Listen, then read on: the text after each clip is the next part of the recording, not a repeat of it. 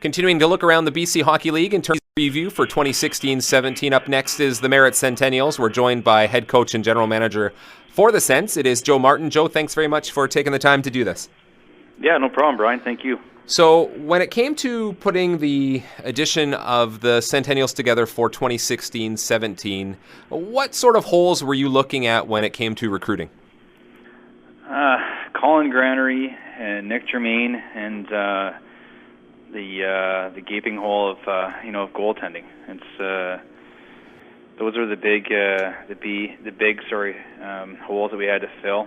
A lot of the other pieces that have come on board this year, I think, are complementary to what we had last year. We were a younger squad last year. I think looking back in the history books, all I could find was the past 20 years, and we were the youngest team in 20. So I'd put a bet out there we were the youngest team in the franchise history. So it's got a lot of returning faces, but scoring and goaltending would have been the two key areas that we try to focus on. So what is it when it comes to your philosophy for recruiting for your club? What all goes into piecing together the Merritt Centennials?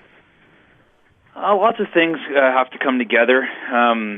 You got to do. First off, like any other team in the league, the first thing is whether we feel that they can play at this level. After that, there's a little, some intricacies to playing in Merritt. You want to have somebody that's going to be, living in a small town under the microscopic eye of the community and the coaching staff. I mean, we learn a lot of things about about each other living in a small town. So you got to make sure that it's something that someone's going to be comfortable with. And if they're unsure, it's a long feeling out process when you're recruiting, just having the conversations. And we never have a problem with it. It's just something that you want to make sure that you talk about openly and get somebody prepared for. Now, last season was your first as the head coach and general manager there in Merritt after taking over for Luke Pierce when he moved on to the Western Hockey League. What did you learn from last season, and did you find that heading into this year that there's anything that you needed to change in terms of your style or philosophy or anything like that?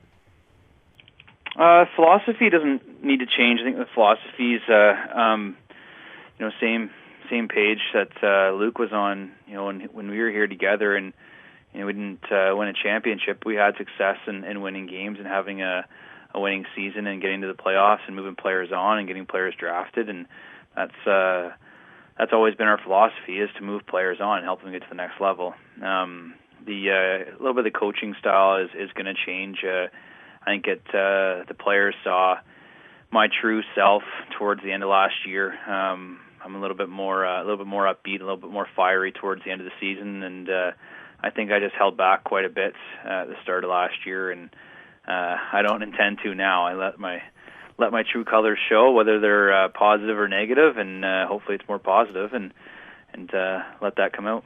Now, obviously, there in Merritt, there's a whole group of fans that live and breathe the Centennials. What can fans expect from your club this season compared to last, being that it is a season where you guys didn't make the playoffs?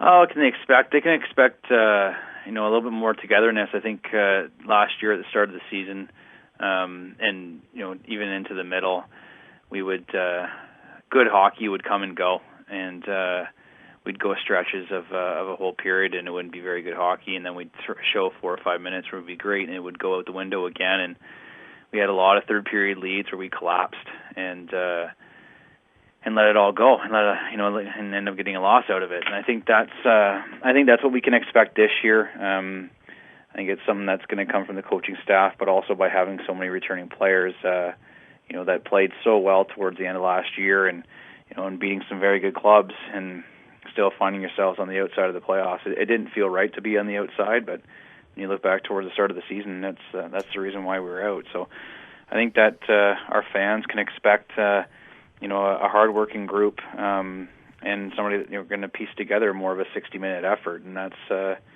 what Merritt wants. They want people that obviously they want to win, but they want to be proud of what their team's doing out there, and it's hard to be proud if the team's not working hard enough. Now, given the returning players that you've got and some of the recruits that you've brought in, plus what you've got in training camp in terms of players trying out for your squad, what do you think is the strength of this year's edition of the Centennials? I think the depth in the forward and the defensive position. I think D1 through 6 are fairly similar. Mike Faulkner is kind of the only one that's a little bit of a run and gun type of guy.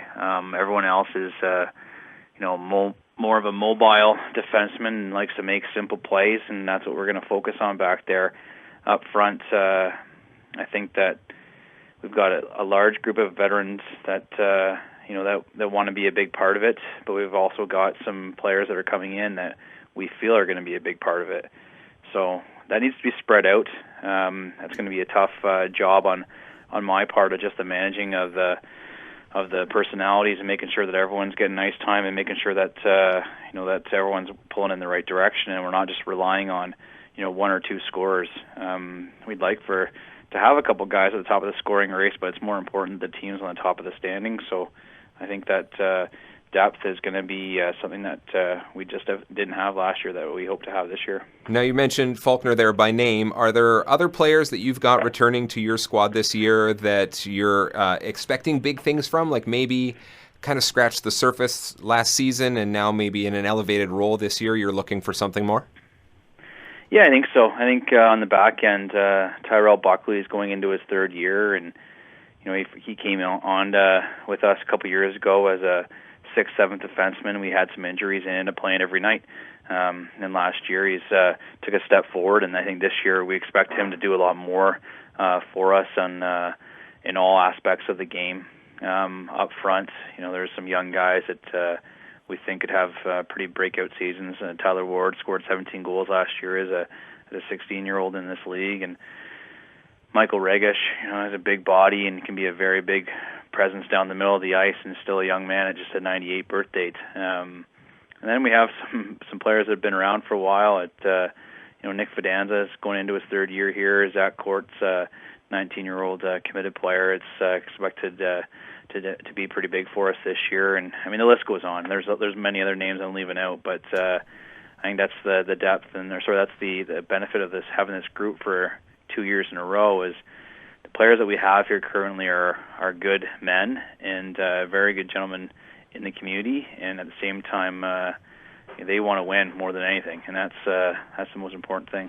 When you talk about players understanding what it's like to play in a fishbowl like it is in Merritt, how important is it for your club at this point to have so many players returning who kind of know what the expectations are and aren't only familiar with the community but also with yourself and your assistant coach there, Matt Sampson, and the whole way that the organization is run? That's a huge thing. I mean, last year we ended up at the end of the year with, I think, 4 veterans on our team from the year before. We started the year with 5 or 6 with 5 veterans in the BCHL with some trades for Ryan Forbes and Ryan Coughlin, and there was a lot of teaching, and and there was still a lot of learning for me to do. But even simple things about building and the bus and how to prepare for a game, what time things are happening at. Our rookies, tripled the number of veterans that we had. So there was a lot of time spent on just learning the process, and I think that's what took us so long to get to where we wanted to be. And this year, it's still lots of things have to come into place, and the guys still have to go out there and perform. But I think just the first year of junior hockey is daunting on a lot of players, and this year it should only be daunting for a small amount of players, not the majority of our roster. So when it comes down to it, one last question before I let you run. What does it mean to be a Merritt Centennials player? Oh, it means a lot. It's, my boss, who's in his offices around the corner, was just, inducted to the BC Hockey Hall of Fame, and I attended that night, and just watching the reception that he got and the people that, were there to support Brian were unbelievable. And that's Brian's, his first thing he says to the guys every year when they get here is what it means to be a team, and Merritt does that so well. And you were here, you lived here, and ran the radio station here and worked with the club, and it hasn't changed. The same people are still involved, and they want to be involved because they're good teammates. It's right from our billet coordinator to all our volunteers that run our game days to the paid staff. everybody's pulling in the right direction, and that's what our players need to see. They need to see that, and they need to mimic what the rest of the club is trying to do here. All right, Joe. Well, certainly appreciate you taking the time to give us a bit of a preview for the 2016-17 season, which is just around the corner. Thanks so much for doing this, and best of luck this season. Thanks, Brian.